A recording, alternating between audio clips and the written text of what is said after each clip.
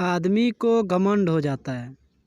उसे लगता है कि वही दुनिया में सब कुछ है, उसके अलावा और कोई नहीं है। इसके भीतर ये विचार आने लग गया कि दुनिया में वही सबसे श्रेष्ठ और सबसे ज्ञानी है, उसके अतिरिक्त कोई नहीं, छोटा बड़ा सब चीज़ों को वो ऊपर पार करके बोलता है। तो हमें समझना चाहिए कि छोटा बड़ा और ज्ञानी अज्ञानी कोई होता नहीं है, सब हमारे ही मन का खेल है। यहाँ पर दरअसल जो आदमी जितना ही दुखी होता है, जितना उसके साथ उसका मन उसके साथ खेल रहा है, जितना उत्पीड़न उसके साथ हो रहा है, वो उतना ही अपना सत्ता जमाने के लिए ऐसी ऐसी धारणा पकड़ता है कि मैं वो हूँ, मैं ये हूँ, मैं ये कर सकता हूँ, मैं ये कर सकता हूँ। ये सब सारी पहचान वो अपने साथ जोड़ता है। लेकिन ये कहाँ तक ठीक है? ये वहाँ तक ठीक है जहाँ तक मनुष्य अपना एक सीमित दायरा बना के रखे। लेकिन जब इस दायरे के पार हो जाता है तो उससे आगे अब वो उसका कोई सुनवाई नहीं है। अब आप ही सोचिए कि इस ब्रह्मांड की कुल रचना क्या है? कोई जान पाएगा कि क्यों रचा गया है? क्यों इसका कोई उद्देश्य क्या है?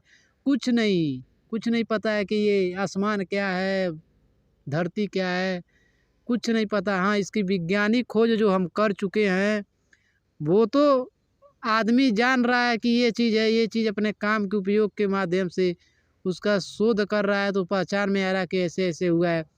लेकिन अंतिम कारण जो पूछोगे कि ये कहाँ से आया, कैसे आया, तो नहीं बता पाएगा। उसी प्रकार अगर आप पृथ्वी छोड़कर अगर जो ऊपर जा रहे हो और पृथ्वी से करीबन 400, 500, 1000 फीट दूरी बना दिए और भी ऊपर जाओ, जैसे आसमान से देखते हैं तो पृथ्वी छोटा सा लगता है, तो उसको देखने के बाद आपको ये फील होता है कि जितना भी शोर शराबा कच्छ मच्छ, चाहे हुड़दंग गोली बारूद कुछ भी हो, लड़ाई झगड़ा, वो सिर्फ वहीं है और वहीं है। इसके अतिरिक्त इसकी सुनवाई कहीं नहीं होने वाली। कोई नहीं बैठा है जो इसको बना रहा है, रच रहा है। अगर किसी चीज़ से उसको मतलब है, हम जो कर रहे हैं अपनी दुनिया बसाकर बनाकर, हम भी अनावश्यक के आ गए हैं, हमें खुद नहीं पता कि हमें क्यों आ रहे हैं। ये प्राकृतिक खेल है जिसे लोग समझ नहीं पा रहे। लोगों को लग रहा है कि हमें आ गए हैं तो बहुत बड़ी कृपा है, बहुत बड़ा देन है उस ईश्वर की, भगवान की, जो भी कहते हैं। लेकिन जब आप इस पृथ्वी की दूरी सतह पर जाएंगे तो आपको पता चलेगा कि वास्तव में इसका बनाने वाला कोई है ही नहीं इसके पीछे।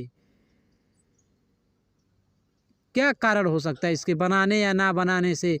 आप ये देखो कि आप जो अपने आप को मान बैठे हो, आप अपने आप को जो जानते हो कि मैं ये हूँ, मैं वो हूँ, आप सिर्फ अपनी ही जगह पे हो, आप उतना मान रहे हो। लेकिन ये अहंकार की बात है कि हम समझ नहीं पाते हैं।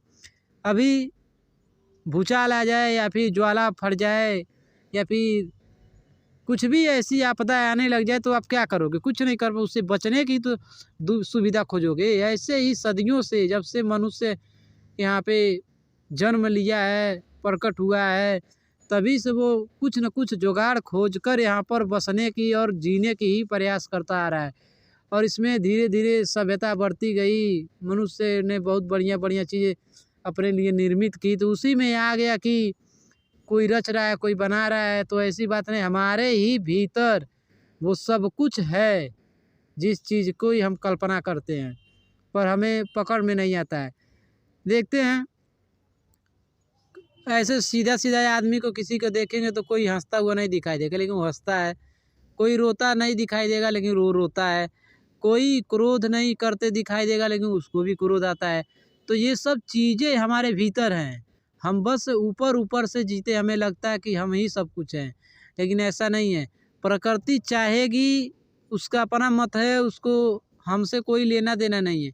उसको नहीं पता है कि खरगोश मर रहा है कि आदमी मर रहा है, उससे कोई मतलब नहीं है। हम अपने आप में जो